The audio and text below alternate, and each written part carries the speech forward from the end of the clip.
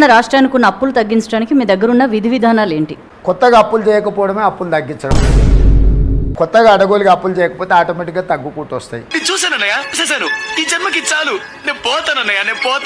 ఎట్లా తీసుకొచ్చేయాలా?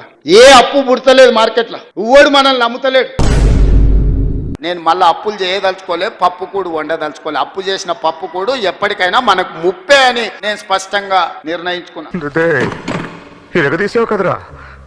మేము తెచ్చిన అప్పు 1/12/2023 నుంచి 28/2/2025 1,58,041 కోటి అప్పు తెచ్చినాం అధ్యక్ష.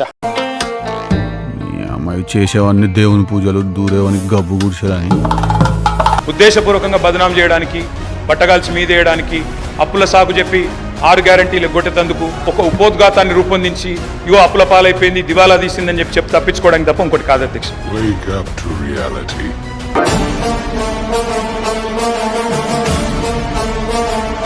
అప్పుల కంటే ఆస్తులు ఎక్కువ ఉన్నాయి.